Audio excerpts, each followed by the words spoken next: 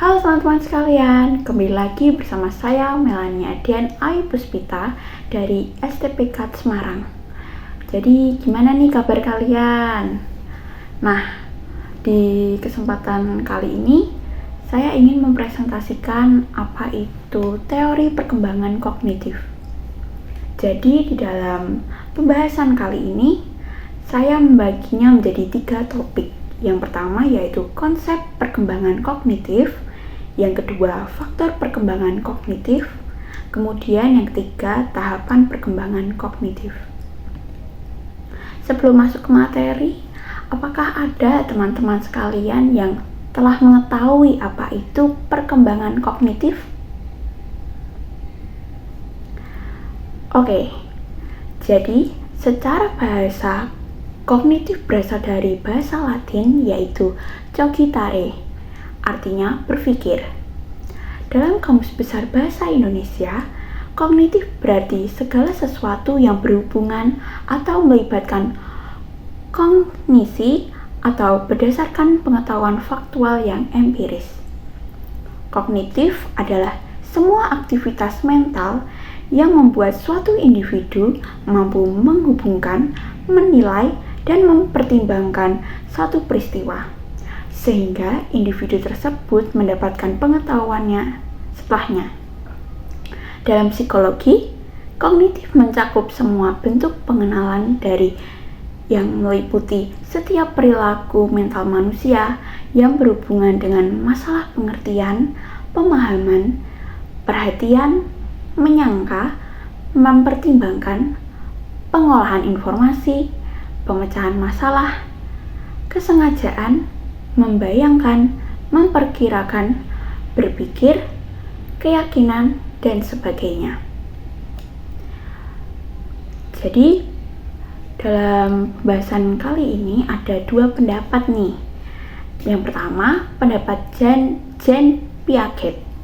Piaget percaya bahwa setiap anak lahir dengan kecenderungan bawaan untuk memahami dan berinteraksi dengan lingkungan mereka. Teori perkembangan kognitif Piaget mengemukakan bahwa kecerdasan anak berkembang melalui 4 tahapan yang berbeda. Dan setiap tahapannya ditandai dengan kemunculan kemampuan baru dan cara memproses informasi.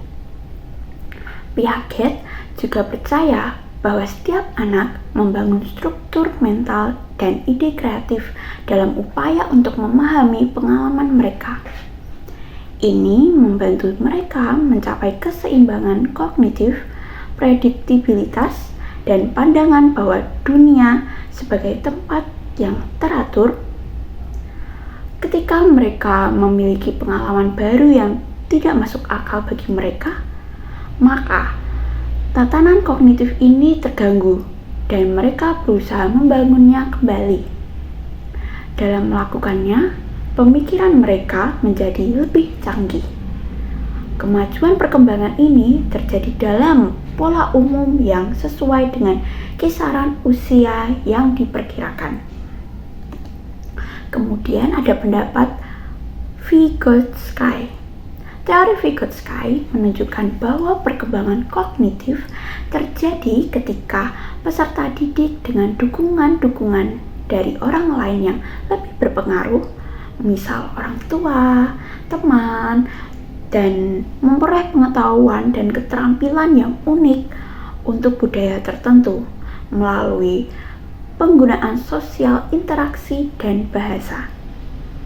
Orang dewasa dan individu lain yang lebih berpengetahuan mengukur kesiapan peserta didik untuk tugas-tugas baru dan memberikan dukungan yang diperlukan untuk memperoleh pengetahuan dan keterampilan yang lebih maju secara perkembangan melalui interaksi sosial yang kaya bahasa.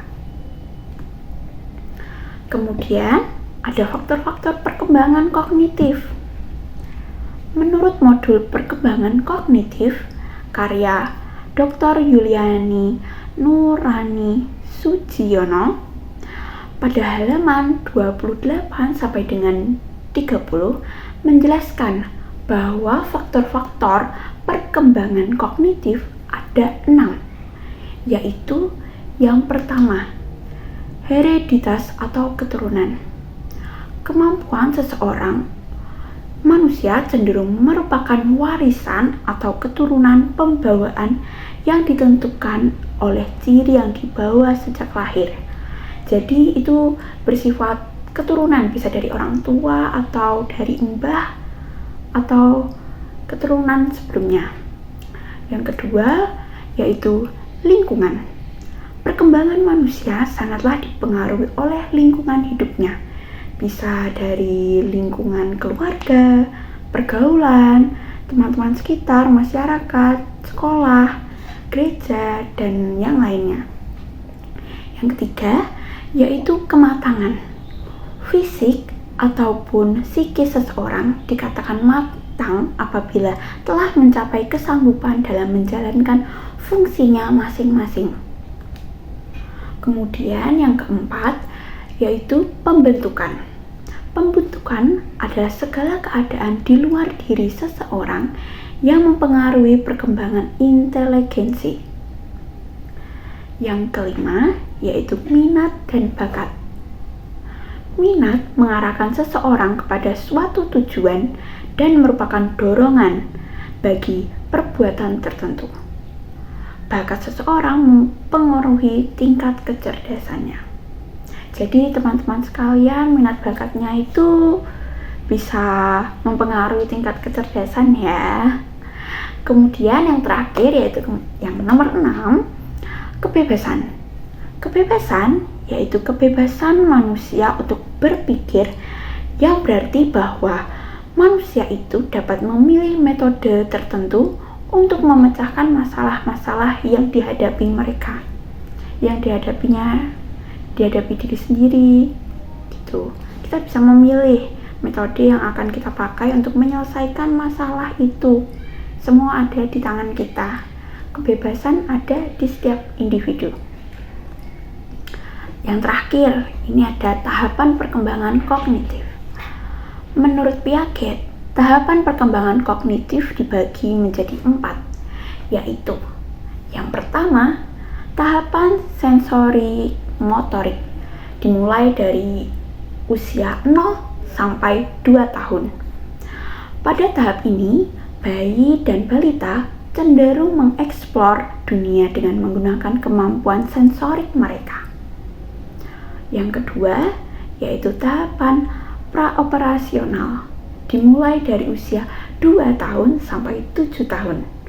Pada tahapan ini, anak-anak memiliki kemampuan yang lebih besar untuk berpikir tentang hal-hal yang memiliki kemampuan untuk menggunakan simbol-simbol untuk secara mental mewakili objek. Kemampuan bahasa dan konsep mereka juga berkembang dengan kecepatan yang luar biasa. Jadi pada tahap usia 2 sampai 7 tahun itu anak-anak rasa ingin tahunya tuh luar biasa, melebihi dari anak-anak usia remaja seperti itu. Tahap praoperasional ini ditandai dengan beberapa tahap, yaitu yang pertama transductive reasoning, yaitu cara berpikir yang bukan induktif atau deduktif tetapi tidak logis. Yang kedua yaitu ketidakjelasan hubungan sebab akibat, yaitu anak mengenal hubungan sebab akibat secara tidak logis. Yang ketiga animisme, yaitu menganggap bahwa semua benda hidup itu seperti dirinya. Yang keempat artificialism, yaitu kepercayaan bahwa segala sesuatu di lingkungan itu mempunyai jiwa seperti manusia. Pandangan mereka terhadap benda-benda yang di sekitarnya itu dianggap sama seperti mereka, padahal tidak. Yang kelima yaitu perpetuality bound, yaitu anak menilai sesuatu berdasarkan apa yang dilihat dan didengar. Maka di usia-usia 2-7 tahun itu harus berhati-hati ya, lingkungan sekitarnya itu harus sangat dijaga, karena mereka itu bisa menilai sesuatu berdasarkan apa yang dilihat dan didengar. Yang keenam yaitu mental eksperimen, yaitu anak mencoba melakukan sesuatu untuk menemukan jawaban dari persoalan yang dihadapinya. Seperti yang apa saya katakan tadi, karena di usia-usia mereka itu keinginan tahunya tuh sangat tinggi, jadinya mereka mencoba melakukan sesuatu untuk menemukan jawaban dari persoalan yang dihadapinya. Kemudian tahap yang ketiga, tahap operasional.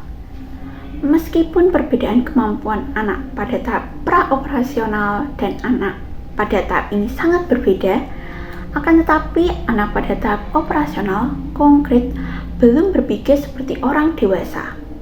Pada tahap ini, anak-anak cenderung menyikapi masalah dengan terpaku pada realitas yang dapat dipahami dan disimpulkan tepat di hadapannya.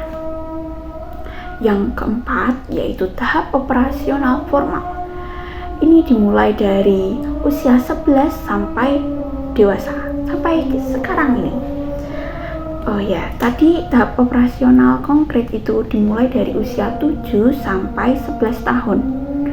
Nah, yang tahap operasional formal dimulai dari usia 11 sampai dewasa.